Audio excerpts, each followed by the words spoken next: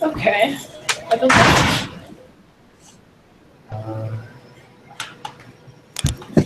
Someone to say something? Do you have to be plugged the same? I mean, they're on because the light's on. All right. Good planning session last night. Yeah, it was pretty short. I ended up leaving Cool. I'm not hearing. Oh, you're exactly fast forward. Cool. Okay. So what we would like to do today is just give a bit of an overview of SimPEG, like what we're trying to do, and motivations, and then also a bit of how we work. And so to give an idea of like how you guys can jump in if you're interested, or how to get a hold of the right people to start doing things. It is such a big project. There's lots of people involved, so not, yeah, for depending on what you're doing, there's probably a good contact person to be in touch with. So do we want to maybe start just by like saying hello and who's here and what you guys are working on briefly, and then jump in? So let's start at mine. Go for it, Joe. Hey guys, my name's Joe Capriati. I'm working on a couple different versions of Fluid Flow. I'm Andrew. I met some of you at BAMF. I'm working on usability and IP applications to kind of norm versions. So pretty similar to DOM. Yeah, but I think it's the internal program. That's the simulations to time-lapse graphic at FutureBed. I'm Andy McAlilly. I've been doing a version of thermal data for thermal conductivity, and I met, I think, most of you at. You asked them to bring microphone closer to the speaker. So hi. I am Aline. I'm working with interpretation methods of and integration of inversion models. And I'm about to start working with a way of like inversion of susceptibility from EM data. So this is going to be cool to talk to you guys. And I'm working on discrete valued inversion for using business means clustering.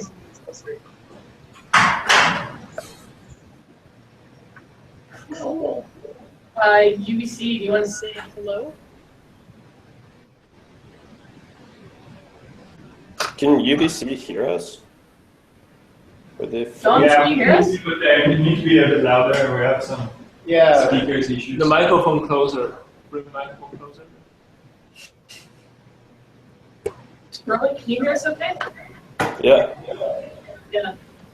Um, Are you guys plugged into HDMI up at UBC? Yeah, but for some reason there's an output to HDMI, so we have external speakers to hear you, but you still need to speak out, okay? All right, we'll be loud. we can hear UBC extremely well. Okay. Okay. I can hear you, Rowan. That's soggy.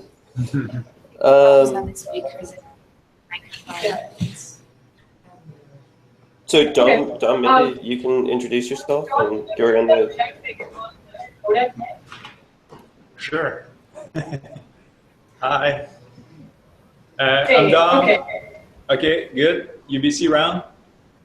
Craig, you want to start? Yeah. Actually, Craig first. I'm Craig. I'm actually at SFU, and I'm doing a PhD in volcanology using live gravity magnetic data. I'm Dom. I'm mostly working on potential fields and DCIP and some regularization stuff. I'm Sarah, and I've submitted my thesis, so I'm almost done. And I was working on EM for steam-assisted gravity drainage. Hi, Deacon here. I think I met most of you guys as SEG, and I'm postdoc here doing EM inversion. I'm Mike. Mostly working with DC resistivity data in kind of underground, like tunnel environments.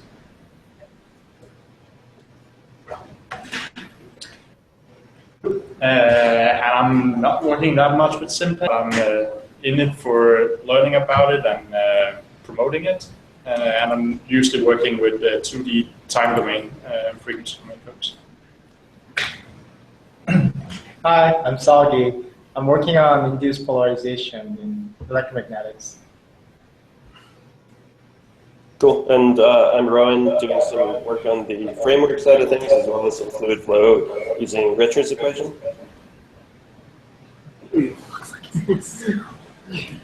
Are you in a cell, Rowan? Can't hear you. Can you not hear me? Yeah, quiet. Okay. So does everyone have that Google Doc, the link? I'll pull it up and we can use that as a. Is that painful to listen to? I think it may have almost been louder when you just had your speakers on, Yeah. just from your computer. Okay. So let's pull up Google Doc.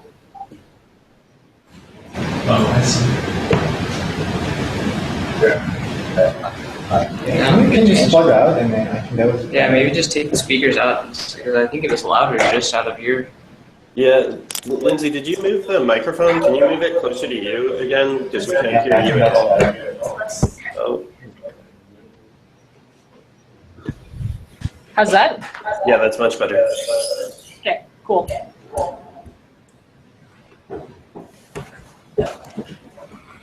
All right, so here's this Google Doc. I'll put the link. So that's in the. And I'll share it for those of you who don't have it or aren't unacquainted. Sorry. Cool. Okay. Rowan, do you want me to start? You go for it. Okay, sounds good. Yeah, so what we're trying to do with SimPEG is actually create a place where we can work together on multiple types of problems. I'm just going to turn. You see, I'm turning you down. Just ping me on Slack if you want to start talking again, just because we're getting some feedback from you.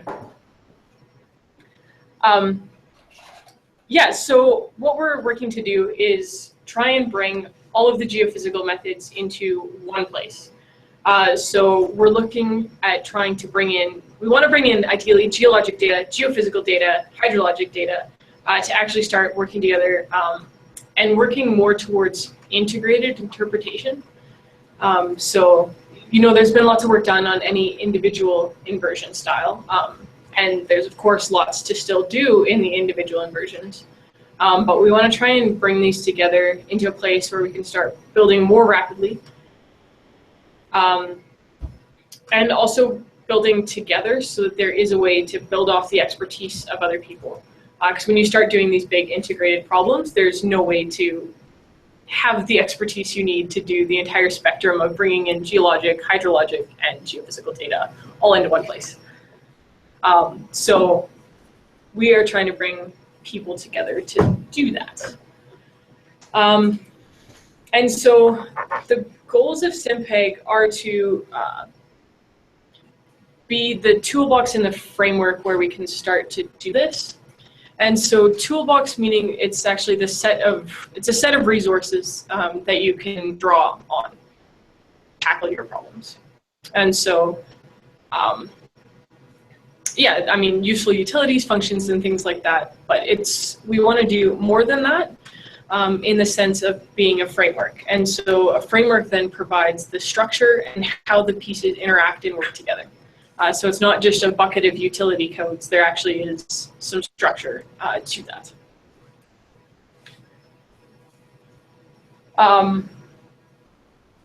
And so that's the machinery that we want to try and promote. But we want to try and do things differently in terms of how you interact with this. So I'm sure we've all had the experience where you start up with a brand new code base. There's some legacy code around. There's lots of things around that do what you need to do, but they're not easy to jump into. And so some of the goals here is that we want to actually make the communicating of the work the core focus. So it's not necessarily, we're not starting by focusing on speed and the high performance algorithms, because that's something we can build towards. What we want to do is get the structure right and get how we're communicating and how we can fit these pieces together right first. And then once we start getting there, then perhaps moving more so towards speeding things up and the more high performance side of things. One of the biggest things with inversions is really the reproducibility of things. So like any inversion you run, there are heuristics that come in. There's interpretation, like it's an interpretation tool, and so you're making assumptions, and those aren't always easily captured. And so one of the things we want to try and do is make sure that we do capture those, because it's not only important to communicate the assumptions you're making, there's also a lot of knowledge in the assumptions you're making. And so you're going, like Dom's work, he's been doing a lot of stuff with L2 and then going to more compact norms. And how you go about doing that, there's a lot of steps involved. And so perhaps in the past it would have been you do like your standard L2 inversion with one software package, you get the output of that, feed it into another one. And so there's so much information lost, or there's a potential for a lot of information to be lost. And so we want to try and have a way to capture that and be able to share it. And so the open source aspect is an essential part of how we do that, is because if your code isn't transparent, then and you don't have eyes in the code, you don't have more than one set of people looking at it, it's very hard to make it something that's robust for users. So it's robust in the sense that somebody else can try and pick up the code base and jump in without having to spend months trying to figure out what you're doing. Cool. So those are some of the goals here. What are not goals? And so we're not trying to have a turnkey inversion. So it's not data in, model out. You do have to piece the building blocks together. And we're not focusing on algorithm speed at the start. So that means if you compare speeds of the code, decent solvers, and we're interfacing to decent solvers. Right now we want to get the structure right and then figure out how to make it fast. And so that's one of the things that I think Brendan, Rowan, is that right? Brendan's going to try and give us a talk at some point on parallel. Yeah, so maybe next week or something I can organize Brendan into giving a talk on some of the recent work he's done on his parallel 2.5D seismic code, which would be pretty analogous to the DC side of things, as well as doing multiple frequencies on any of our EM methods. Nice. You know what you're using for parallel right now? He's doing a matchup between Dask and IPython parallel. I think Dask can actually use IPython parallel. So he's just creating his dependency tree and then using Dask to solve it. But the big step in there is the serialization of all of these objects, which in SimPEG we need to do some work on. And we're moving towards that. Does that answer your question? Yeah. Yeah, cool. Cool. Rowan, was there anything you wanted to add on that first part? No, I don't think so. So I wonder maybe actually if it's worth giving sort of a high-level overview of where we are, and in terms of like what sort of codes we have, what is the maturity of them, and also like the tools that we have for reading things in, creating meshes, and all of that sort of stuff. Because I think that sort of high-level overview might be helpful. Okay. Should we do that just through the SimPEG site? Is that the easiest? Can we just list them off maybe and just put them in the doc? Yeah, sure. Okay. So perhaps I'll scroll down here and just give like the quick overview of the structure of SimPEG, and then we can, okay, perfect. Yeah, perfect. Okay, that sounds good. Yeah. Each of the pieces and then applications. So like when you look at a general, can you guys see that okay? It's pretty small. And is everyone on UBC has a copy of this? Maybe if you can share your screen, or I can share mine maybe. I'll share mine. Yep, I share my screen here. Okay. Actually, how about I share mine, Lindsay, so we can still see the mine screen? Yep, sounds good. Cool. Okay, so when we talk about an inversion, the inputs that we have to an inversion, we have, of course, the data and hopefully some estimate of the uncertainties. We have a description of what our physics is, what we think is governing what's going on. And hopefully you have some prior knowledge and assumptions about the geologic setting. And that, of course, can scale. I mean, maybe you know a lot. There's been a lot of drilling, and so you have a pretty solid model. In some cases, you don't know much, but you know what is geologically reasonable versus not. And so these are all things that we want to try and take into the inversion in some sort of quantitative, meaningful way, and go about and run the inversion. And so the structure that we use for SimPEG is this guy here. So we have the mesh, which has all the finite volume operators. So we can have like a tensor mesh or an octane mesh or a cylindrical mesh. And so there's features of that mesh, like your cell widths and how large it is. But also because we're using finite volume in the simulations, we can build up all the operators, all the differential operators. So once you have a mesh, we have a gradient operator, we have a curl, a divergence. And so you have all of the pieces to start building up your differential equations. The problem is going to be the description of the physics. And so it could be frequency domain EM, time domain EM, potential fields, seismic, natural source methods like natural source EM, ECIP. The survey is going to be the survey geometry. So you have some sort of sources at a well-defined location, and you have receivers. And so we need to piece those two things together to actually start a forward simulation, because you need to know how you're going to light up your physics. You need to know what the fields and fluxes are going to do, and then how to sample those to get data. So that's what the forward simulation does. Once we have data, we can then start to define our inverse problem. And in the simplest case, we have a data misfit plus a regularization, and maybe weighted with some trade-off parameter. So we need to define each of those. The regularization takes a mesh because often you want to regularize on derivatives, like spatial derivatives. So you not only want something to be close to a reference model, you also want it to be smooth. And so we need the mesh to help us define that. You combine those in the statement of the inverse problem. So in this case, it's probably phi d plus beta phi m. And perhaps you want to cool beta. So yeah, that's the simplest case, but we can start to move towards more complex if you want to do a joint inversion or something like that. We're trying to build towards that.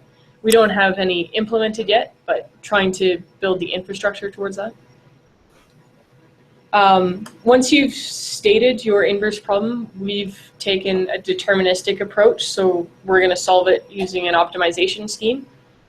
And we usually use second order methods. So that means you have to have sensitivities. So that's a big thing throughout the code base, is how do we organize and construct sensitivities. So now that we've defined our inverse problem and have an optimization, we can form an inversion. And why we've done that separately is because the inversion, that's where you can plug in your heuristics. So like beta cooling, for instance, is we want to cool beta by 4 every 3 iterations or something like that. So the inversion has access to all of the pieces of the framework. So you can go in and tweak anything, change anything during the course of the inversion. So you can get fancy, like if you wanted to go 1D to 2D to 3D, or it can be something simple like beta cooling or changing alphas or things like that over the course of the inversion. So can I ask a question here? Yeah. I guess so the difference between the inverse problem and the inversion problem is the optimization problem that you're trying to solve. Is that right? And then the inversion would be how you go about solving that? Yes. Okay. Yeah. So the inverse problem is basically just the statement of like minimize phi d plus beta phi m subject to whatever constraints you have. Yeah, and then the inversion is now how are we going to solve that? When are we going to stop? So that contains all of those heuristics.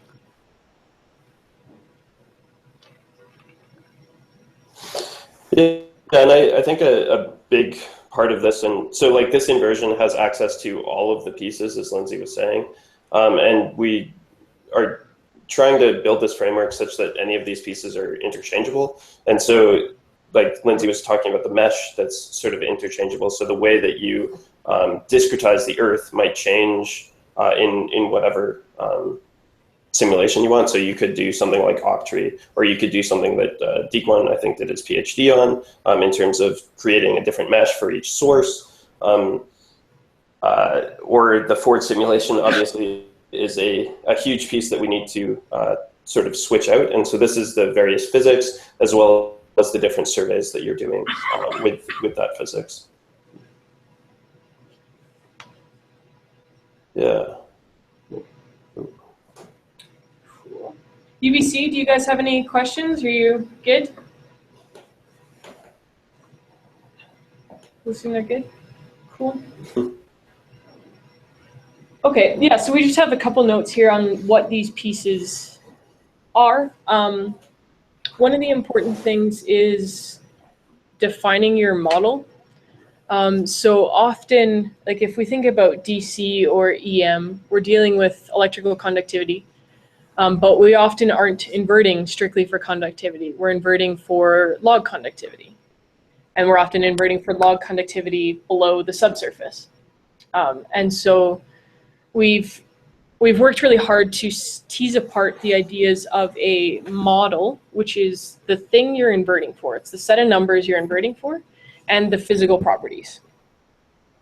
So that you can do stuff like invert for a 1D layered Earth, on a cylindrical mesh, or have a parametric model where maybe you're inverting for a sphere that has a center and a radius and physical properties. So your model is always going to be the thing you're inverting for, and then we use mappings to get to a physical property. And so each of those mappings then has to have a derivative because we need the sensitivities. So that's that teasing apart.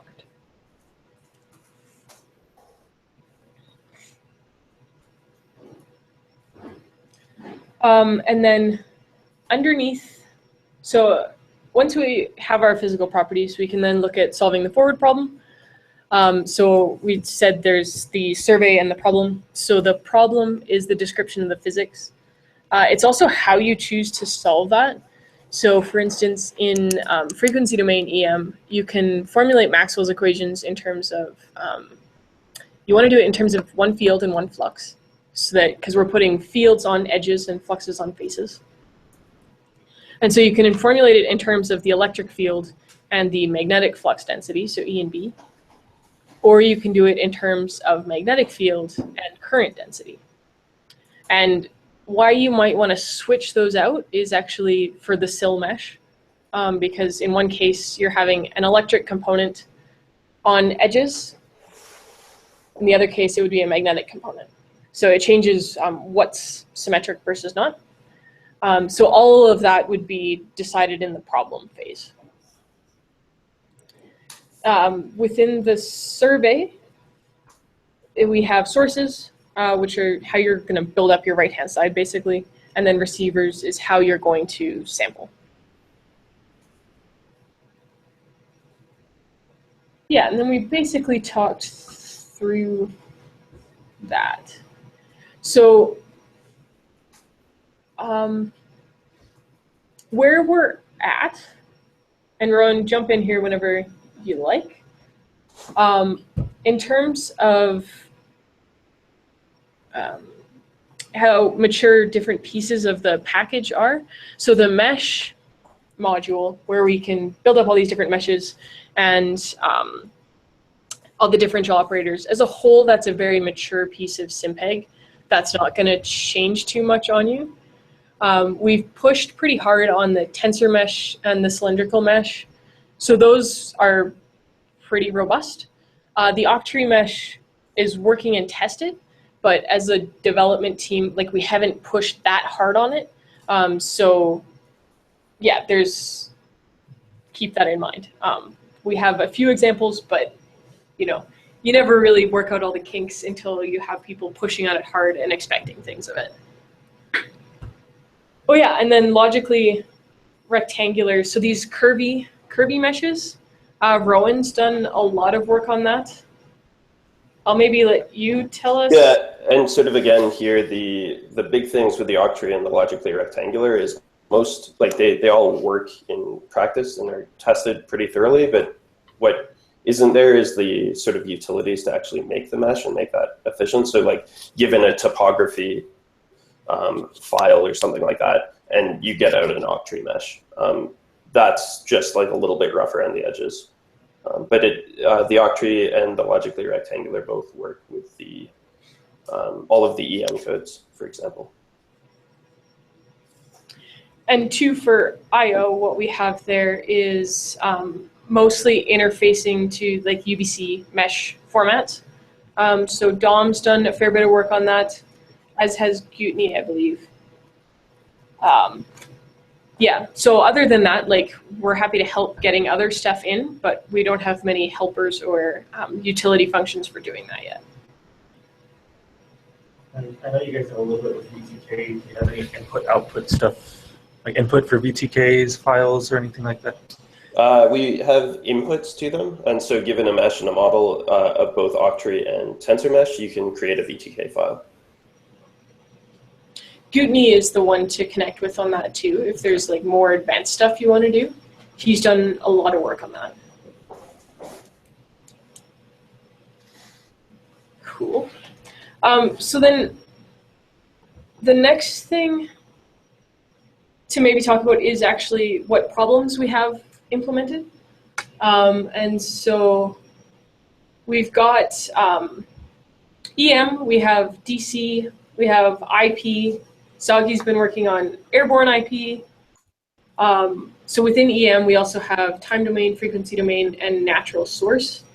And those three are separated out because natural source, you solve it a little differently. Receivers are a bit different as well because we're looking at ratios of fields. And also, it's sort of just sufficiently viewed as a different method that it's worth separating them out.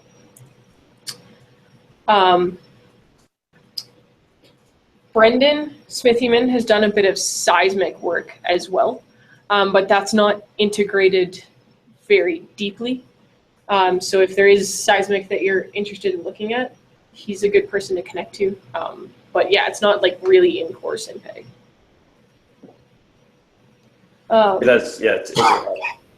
And then Rowan has flow, mostly Richard's equation. So in terms of maturity levels there, oh yeah, did I say potential fields? Probably not. Dom has done a lot of work on grav and mag. Dom, do you want to just fill us in briefly on where those are at? I'll get you to make sure your mic is back on.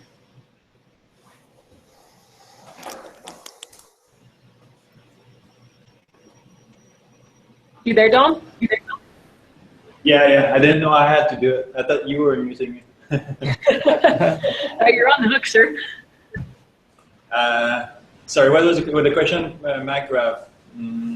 Yeah, just like a quick rundown of where those are at. So gravity, right now it's only the integral formulation. This week actually I need to start working on the PD formulation. Mag, it's both integral is written and PD is written by Sagi. I think we haven't touched it in a while, PD, but it works. I mean, I ran it this week and PD works, but 2 years. and then Mag, there is amplitude and vector inversion. That's in the pipeline. It's on a branch. It's not in the main framework, but it's implemented, but not on dev. Okay. So you did the MBI. MBI, yeah. In Cartesian. MBI Cartesian only so far. That's it. Thanks, Sean. So on that note, could you comment on like how well the relations are, I don't use the word integrated because that's confusing, but like how well those are fit in, because when you were talking about SimPEG, about it in the context of finite balls.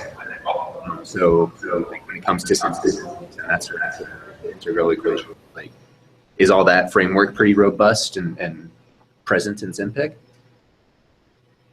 Yeah, I mean, I think we need to do a bit of work just looking at for style and consistency. But basically, in terms of the sensitivities, what really matters there is that we get the derivatives with respect to the problem right. So the style of the derivatives that you do for the integral equation are a bit different. But that's contained in the problem box, basically. Okay. So everything else from coming in and out doesn't actually care how you solve it as long as we get something that acts like JVEC. And so long as we have that, we're good to go. Cool. Thanks. Yeah, and this is something that I think Joe and Lindy were talking about probably yesterday, about getting better objective functions. So this is one of the ways to do things like integrated inversions and integrating information between the various codes. And so that's sort of where we're going. So like the first step obviously is to create all of the pieces to start with, and then now we can start to put these together and really play some cool games. And so we're getting pretty close to that. So we had a big push in the last sort of 2 weeks to get better mappings between model and parameter functions so that we can actually put model parameters in many other places other than just the physics. So an example would be maybe you want that in the source height of a receiver on EM, for example, if you're doing a helicopter or airborne survey. That functionality allows us to have model parameters that are mapped to multiple problems as well. So now we can, and so this combined with better objective functions, which it sounds like Joe already has a pretty good sketch of how that would work. We can start to really integrate these codes quite a lot. And so we're sort of at that stage where we're really pushing the integration piece.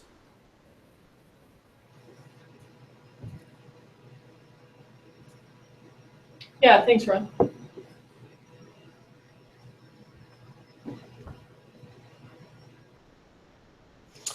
So quickly, in terms of EM, frequency domain EM is probably among the most mature methods that we have, just in terms of structure and like the way we're pushing forward with things is because right now we have the ability to invert for conductivity.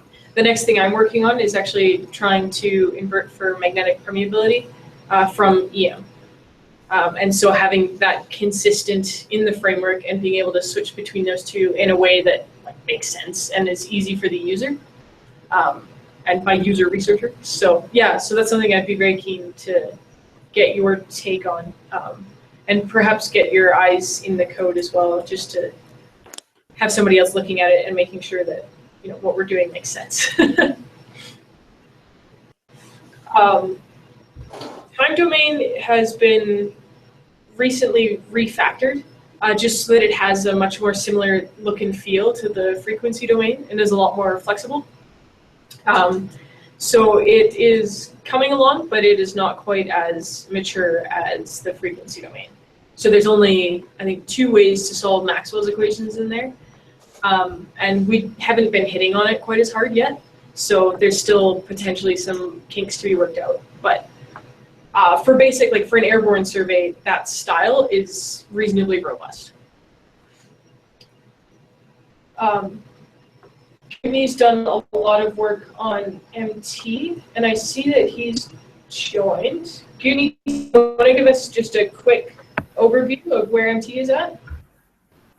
Sure. I mean, a lot of work recently has been on. Can you hold your mic up? We're a little quiet here, so. Okay. I can also see if I can increase the volume. So, can you hear me better now, or? Yeah, that's better. Okay. So, there's been a lot of work on just getting the MT better integrated into the frequency domain structure, I guess. And that's the latest. That was the latest commit. As of now, I'm trying to update some of the usability, adding some plotting functions and kind of making that data structure a little bit more user-friendly. But I did, at one point, I added an issue kind of outlining some of the things that I see that are kind of outstanding or need to be worked on in the MT. Just to name a few quickly, getting a 2-dimensional forward and inversion would be very interesting, and working on some different kind of boundary or source integrations. That is kind of the highlight, or that's the some of the highlights with the natural source code. John couldn't come, but he's very interested working on the framework of SimPEG. Okay. I'm not sure if you guys caught that, but I'm going to mute you, if that's okay. Jaja is quite interested in jumping into the MT a bit as well. So we can connect with him perhaps later today. Sorry, who was that? Jaja? I don't know how to spell that. He's a postdoc here. He's been doing lots with the k-means. That's fuzzy c-means? Yeah. Oh, okay, cool. Conversion stuff. Okay. For years, yeah. Wonderful. Thanks, Gutney.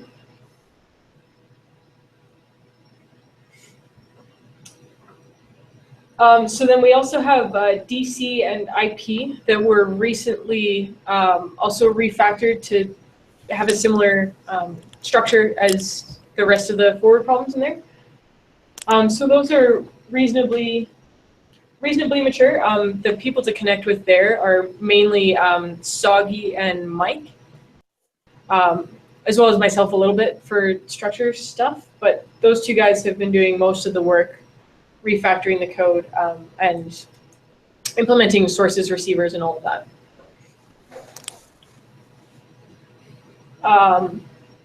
And Soggy's also been doing some work on spectral IP. Soggy, do you want to have just a quick overview of? Okay, about 3D form modeling and inversion code, each of them. Sorry, can you speak to that a bit more? We have a 3D modeling and inversion code for both DC and IP. DC has a 2D, 2.5D code for modeling and inversion.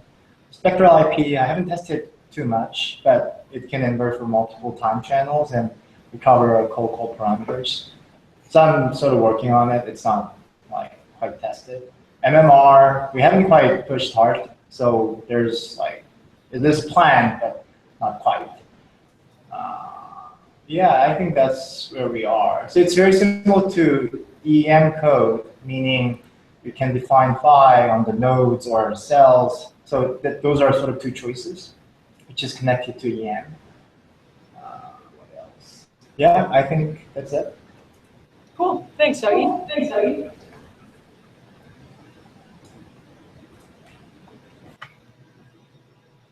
Okay, so that's, and then Rowan's been doing fluid flow with Richards. Rowan, is there anything you want to jump in on that? It works in the forward and inverse sense for saturated hydraulic conductivity. That's pretty well tested, and that's in 1D, 2D, and 3D on a number of the meshes. But that's going to be getting a lot of love in the next little bit just to invert for multiple parameters. Because there's multiple parameters inside of the sort of nonlinear equations that we actually want to hit. And that's been a little bit difficult up till now and needs to get updated to the recent work from the last 2 weeks. Cool, thanks.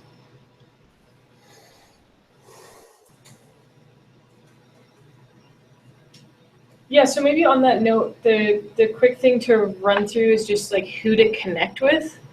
And yeah, like in general, you can hit up anybody of the SimPEG team and we'll try and point you to the right person. But with where people are working and what people are up to, Rowan and myself will look at sort of structure. And so if there's something brand new you want to implement and want to know perhaps where it fits and or if we have something similar already, we're good people to talk to. Because often the way we try and do development is actually first just writing a GitHub issue.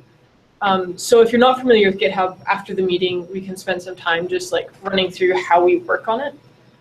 But the point of doing an issue before implementing is first just to like think through the problem and also to have a couple people think about how we might want to build on that and extend it in the future. So that we can sort of, think twice, act once, and try and get it right. Also, it's a great chance to see if there is something similar that's already been done that perhaps can be extended or used. So yeah, before you go ahead and like create something big or take on something big and do a pull request, it's often best to like, get in touch and come up with a bit of a development plan first. In terms of if you are looking to do EM, that would be like myself, Soggy, and Kutney would be good people to connect with, depending on what you're looking to do. Kutney, lots with VTK. Thibaut's working a bit on MMR, so if that's a problem you're interested in, he's a good one to talk to. Mike and Soggy and for DC. Rowan for any sort of meshing stuff. Flo, if you're looking to do joint inversion, he's a person to connect with. And then visualization as well. And I think we're going to get him to give a talk next week, or hopefully in the near future, with Parallel and how to get that up and running and start doing some exciting things there. So the last thing we'll run through, and then we can sort of work here, and UBC can work there, and we can connect if we need to, is just how we go about working, and then also where some of the resources are, and like how to get in touch and find things. So GitHub is a great place to start if you actually want to jump in and do some development right away. So that's the primary communication tool for development strategies. What we actually use a lot for going back and forth, asking more informal questions, if it's just like, hey, I want to try and read in this mesh, does somebody have code to do that? We use Slack. And so you can join that, and I can show you guys afterwards. So chat, but lets you throw files back and forth and stuff like that, which is great. Sorry, could I just ask a question? Yeah, for sure. The DC Slack, is that going to fall under the EM channel? I think for now, that's probably a good place for it. What would your thoughts be on that, Rowan? Yeah, maybe we can expand that. I think that if there are a lot of questions, we can spin it out onto its own channel. But for now, even general or EM are probably the best places. And this is a moving target as well, as we get more conversations around specific codes. Okay. So most of my updates or contributions, I'll kind of advertise on the EM channel Slack. Go ahead. Perfect. That'd be awesome.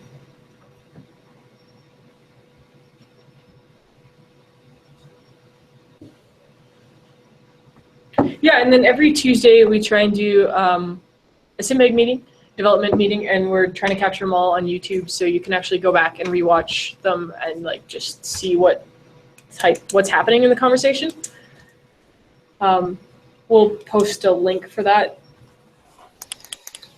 The website is simpeg.xyz. We do need to do some work to actually hook up and provide more links to things like Slack and the YouTube channel. They're not on there right now. We'll get them on there in the next couple of weeks. But it does have resources. It has links to GitHub. It also has links to some tutorials. They're definitely under construction.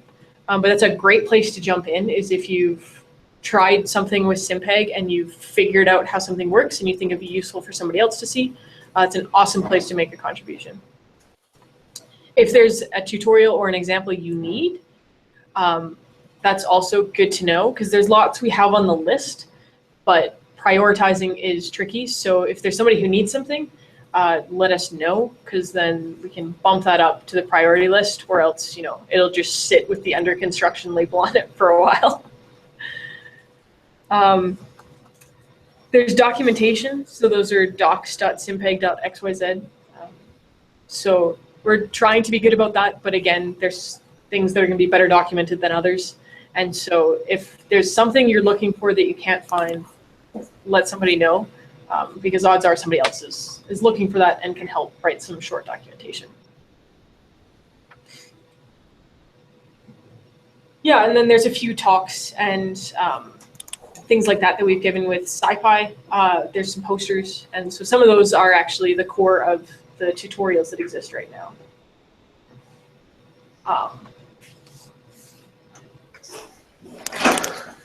Yeah.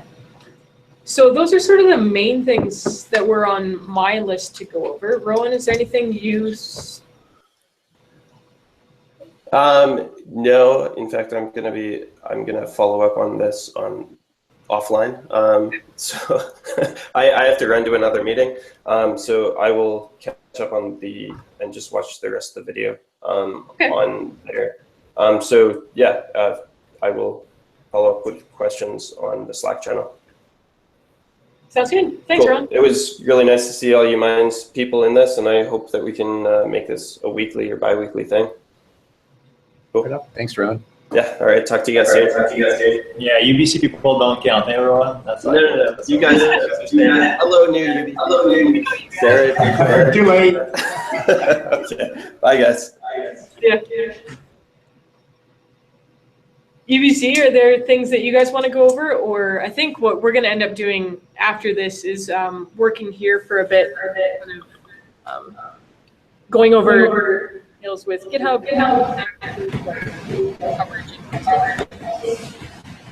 But if there's something to bring up.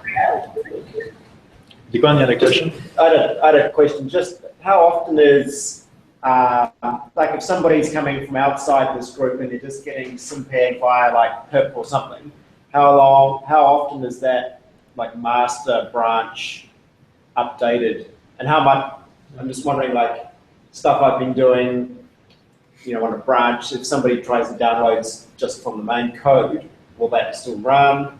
How often is that kind of updated? Yeah, so the master branch on average is been every month or so hitting a change. We're trying not to break backwards compatibility on core things. So what we'll try and do is, if we are going to change something, we'll throw a depreciation warning. So like you'll see that next time you try and import something or use a function, we'll throw a warning that says, hey, the usage has changed, you should do this now. So dev, the dev branch is where we actually are basically like testing things out. So that's the development strategy basically is you branch off, you do something, we'll do a pull request onto dev. If it's EM, that's a special one, we'll do it onto EM dev, just because it's such a big package on its own. We want to try things out there first. We'll bring it into dev. Often, if it's a really big change, we'll let it sit on dev for like a few weeks at least, to let everybody sort of hit on it and try out these ideas, make sure that it's not too painful. And then we'll pull it down to master. Rowan has started a wiki on SimPEG. There's not much there right now, but what we will start doing is a bit of a change log and be sure to document stuff that we do change that breaks backwards compatibility. So yeah, those are, I guess, I don't know if that answers your question. No, that's fine. So it's like every month or so, you could expect the master to be like things that have become mature in the development branch. Get every month, ballpark. Yeah, and we can start doing any major to master. We'll put a note in Slack and just alert everybody that hey, these changes are coming in, try it out, and then we can go from there. The way it's versioned is we do the three decimals on the versioning. So I'm just going to share my screen with you guys again. And so if you have a look, at SimPEG, so if we go to the code here, you can see there's been 7 releases, so V 0.3.0. So the last decimal place is like a minor. It's usually just like a little feature that was added or something like that. No core functionality's changed. If we bump up the second decimal, that means that it's a pretty major, reasonably major. Sometimes backwards compatibility will be broken, hopefully not too often. And then the first will actually be like a very serious release where we consider it to be like a pretty stable version. So as you can see, the first one is 0 right now, which means it's still development.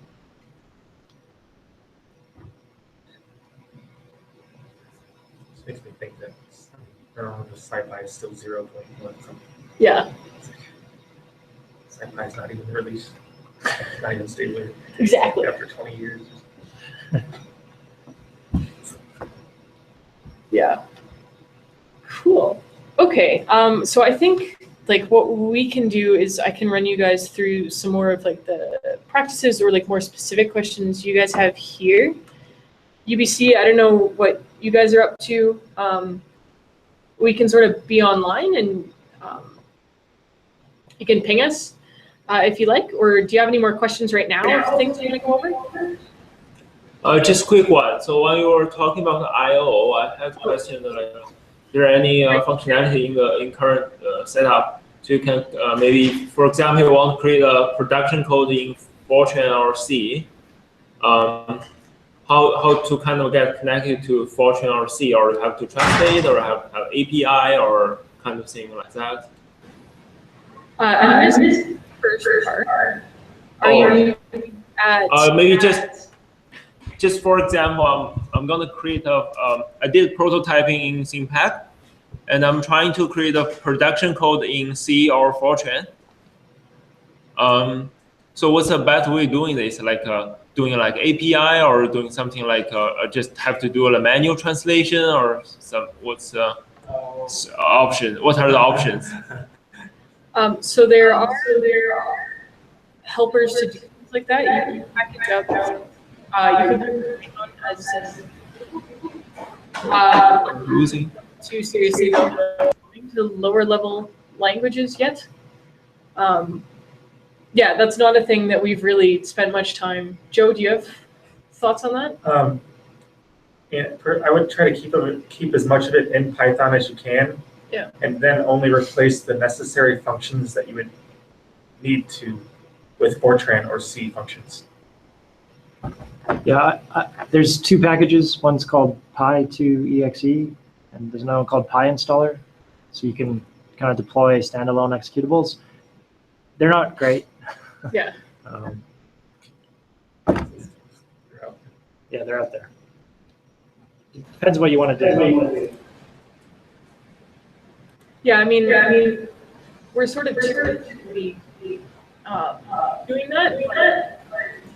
The way we're developing to stay modular with what you're doing, and so later down the road, try and package up your stuff could be an option. Okay. Thanks. No problem. Cool. Okay. Well, on Slack and online again, and we're gonna go over some. So thanks for your time. We'll talk later. Have a good day. Sounds good.